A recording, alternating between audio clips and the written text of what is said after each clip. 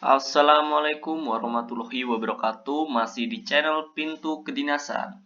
Kali ini saya akan membahas soal SKB dari Kemenkumham, khususnya penjaga tahanan, di mana SKB ini merupakan part 2 dari video dari channel Pintu Kedinasan yang sebelumnya. Oke, mari kita mulai. Soal yang pertama yaitu kehilangan kewarganegaraan menurut Undang-Undang Nomor 62 Tahun 1958 dapat disebabkan oleh A. Memiliki paspor dari negara lain, B. Menyimpan kekayaan di luar negeri, C. Mendirikan perusahaan di luar negeri, D. Menetap dalam waktu yang lama di luar negeri. Oke guys, dari jawaban ini perlu kita memahami dan sedikit menghafal terkait isi dari Undang-Undang Nomor 62 Tahun 1958. Oke, mari kita lihat isi dari undang-undang ini ya guys.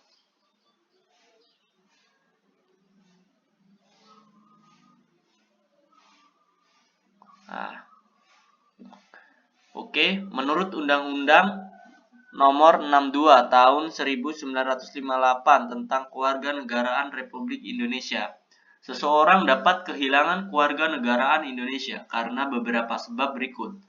Yang pertama, mengambil kewarganegaraan negara lain secara sukarela. Yang kedua, tidak memiliki kewarganegaraan setelah berusia 18 tahun. Yang ketiga, bergabung dengan militer atau organisasi serupa dari negara lain. Oke guys.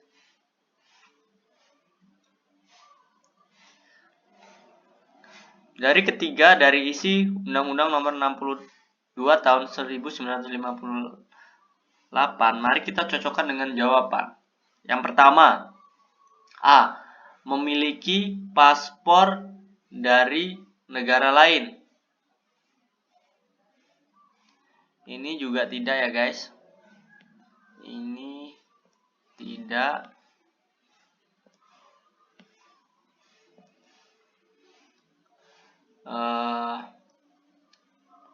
Yang selanjutnya B. Menyimpan kekayaan di luar negeri.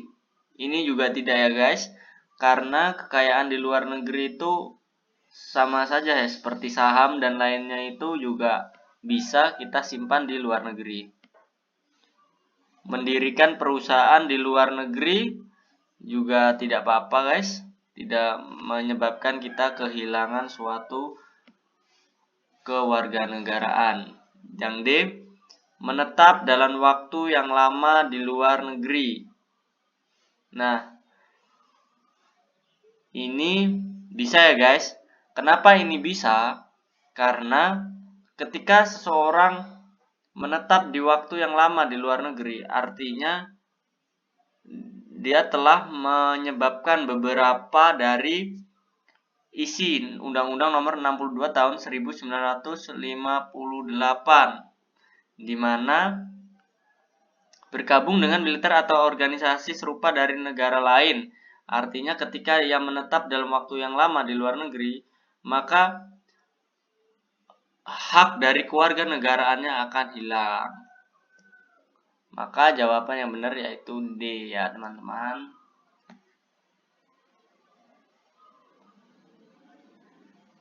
Oke, selanjutnya kita ke soal nomor 2. Soal nomor 2 yaitu kesejahteraan sosial yang diatur dalam pasal 33 ayat 3 Undang-Undang Dasar 1945 meliputi. Oke guys, ini hampir sama dari soal yang pertama, tapi kita perlu memperhatikan dari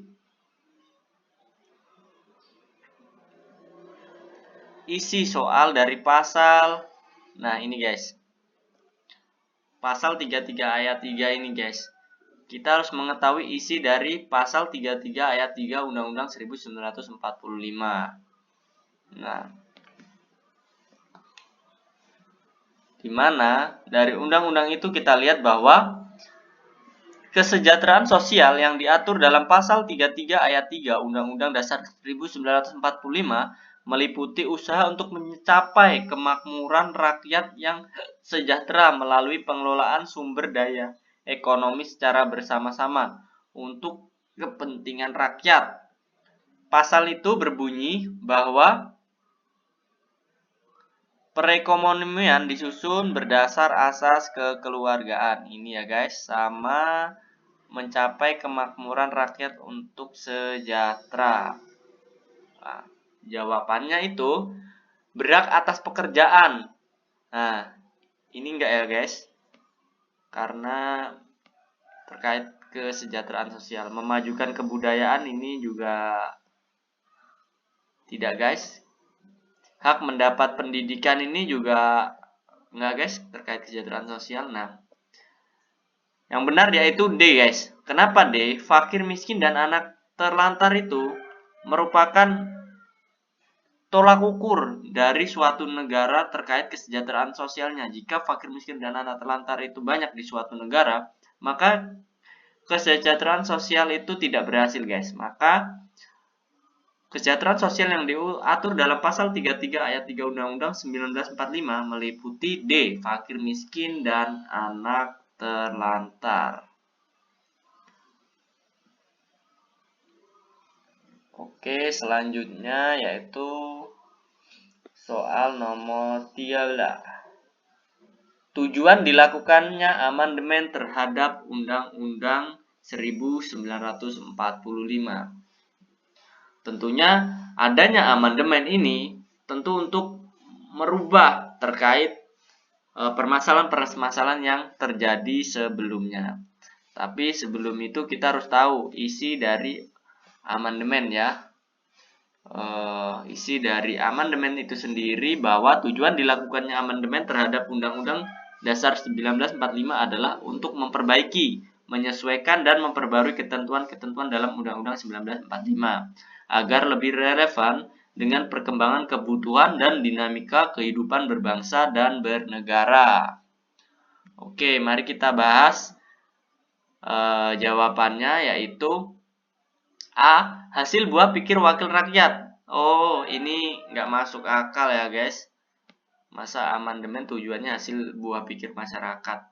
Melakukan perubahan tertulis. Nah, ini bisa dipertimbangkan. Pembuatan undang-undang baru. Nah, ini enggak. Karena kalau keterbaruan itu malah membuat ambiguous.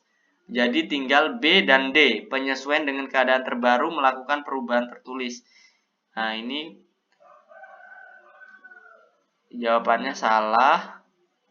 Nah, yang benar ini guys ya, D, penyesuaian terhadap keadaan terbaru. Kenapa penyesuaian dengan keadaan terbaru? Karena tujuan amandemen itu menyesuaikan dengan kondisi dan keadaan yang ada saat ini juga, atau keadaan terbaru dari sebelumnya. Sehingga jawaban yang benar yaitu D. Guys, kita selanjutnya baik. Soal ke-14. Tugas penjaga tahanan dalam pelaksanaan sidang di pengadilan adalah penjaga tahanan sesuai Undang-Undang nomor 22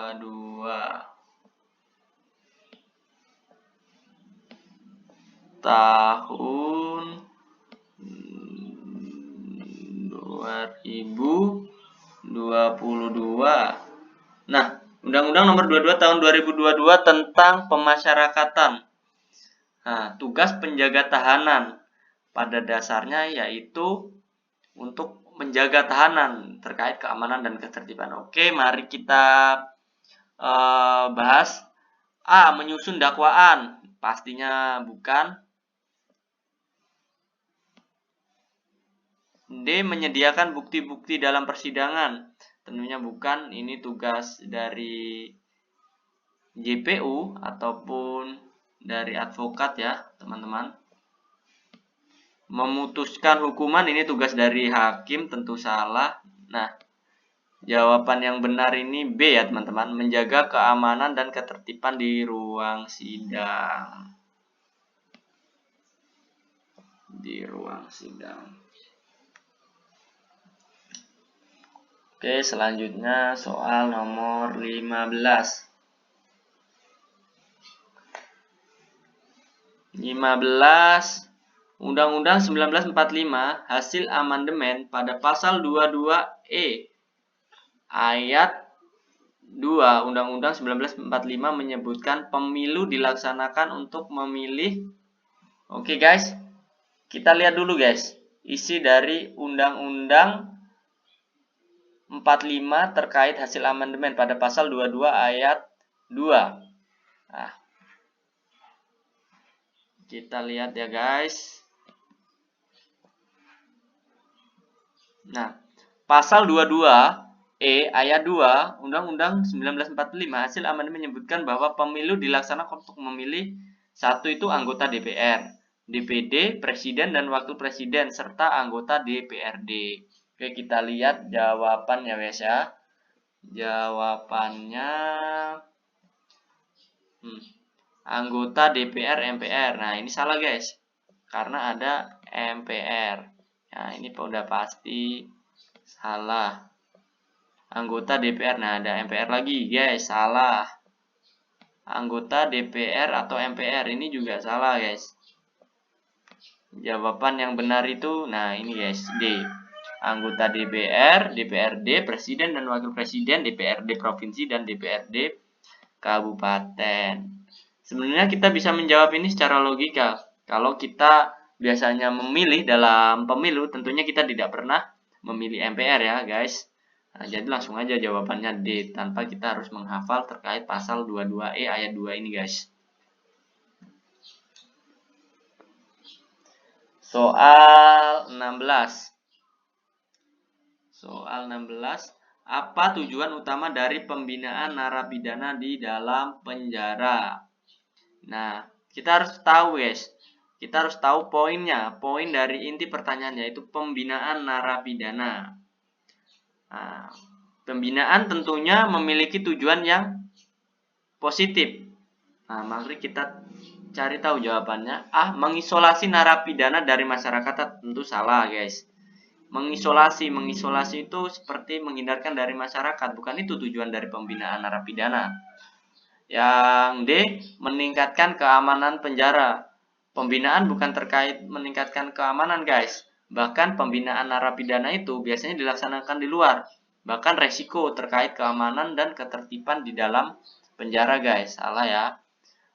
Nah, C juga salah guys. Sama dengan D. Keamanan dan ketertiban itu 11-12 guys. Jadi salah guys. Nah, yang benar B. Meningkatkan keterampilan narapidana untuk kehidupan setelah penjara. Pembinaan narapidana itu tujuannya untuk reintegrasi sosial guys.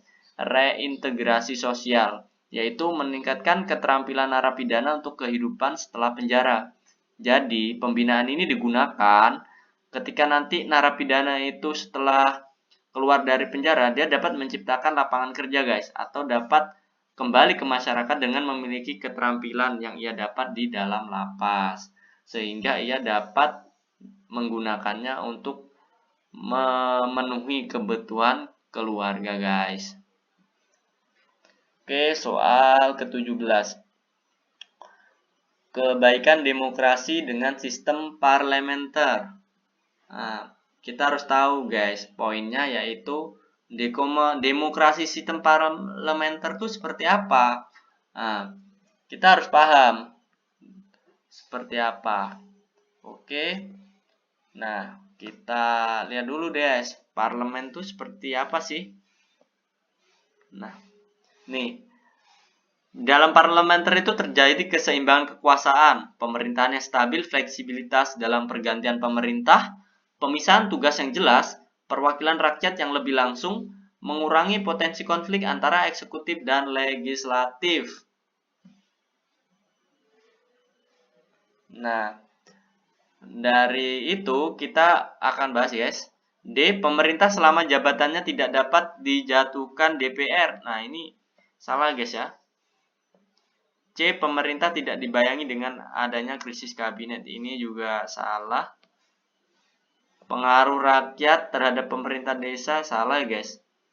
Nah, jawaban yang benar yaitu stabilitas politik dan pemerintah lebih terjamin. Nah, dari sini kalau parlementer kuncinya yaitu terkait stabilitas. Stabilitas. Jadi jawaban yang benar yaitu A. Kalau ada ketemu soal seperti ini terkait demokrasi dengan sistem parlementer itu kuncinya stabilitas ya guys.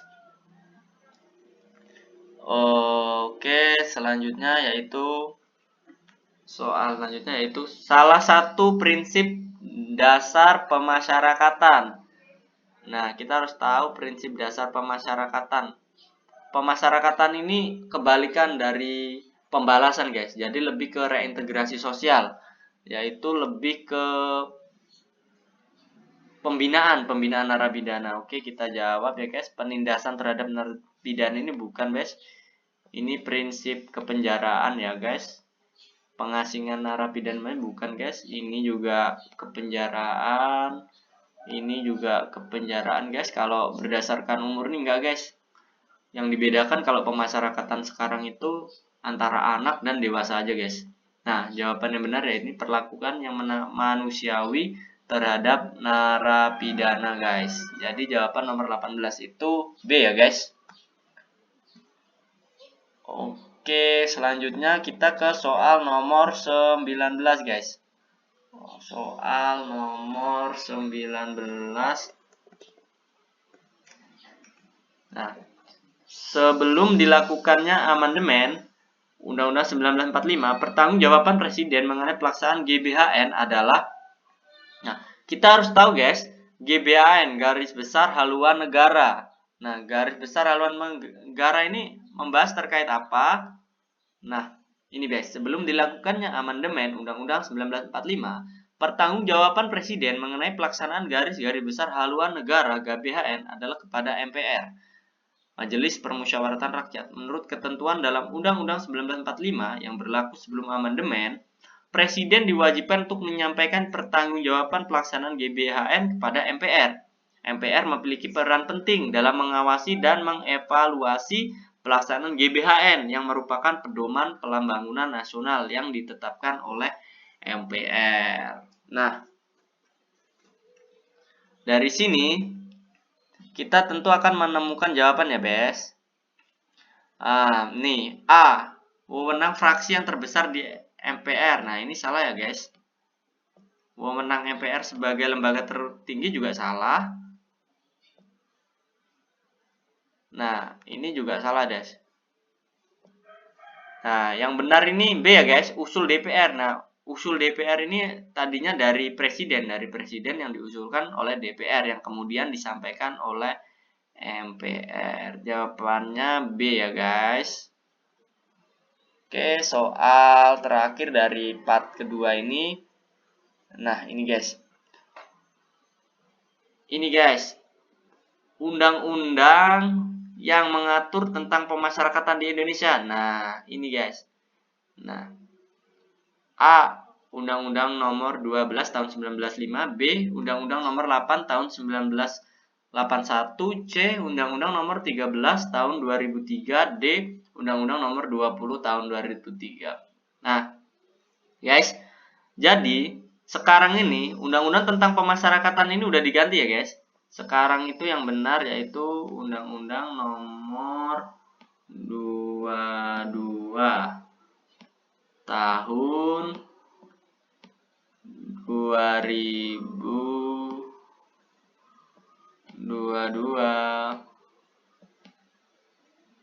Nah, ini yang benar guys.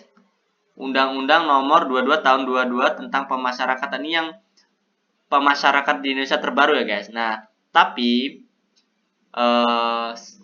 dulu juga pernah memakai ini guys, Undang-Undang nomor 12 tahun. Kalau ada soal yang tidak ada Undang-Undang nomor 22 tahun 2002, maka jawabannya yaitu A ya guys, Undang-Undang nomor 12 tahun 1995. Tapi kalau misalnya ada Undang-Undang Nomor 22 Tahun 2000, maka jawabannya benar ini. Ini Undang-Undang Pemasyarakatan terbaru di Indonesia, guys. Oke, mungkin itu saja ya, guys, pembahasan dari soal SKB Kemenkumham khusus penjaga tahanan untuk part kedua ini. Semoga pembahasan pada kali ini bermanfaat ya, guys. Jangan lupa like dan subscribe channel kami Pintu Kedinasan. Wassalamualaikum warahmatullahi wabarakatuh. Selamat sukses bagi penonton.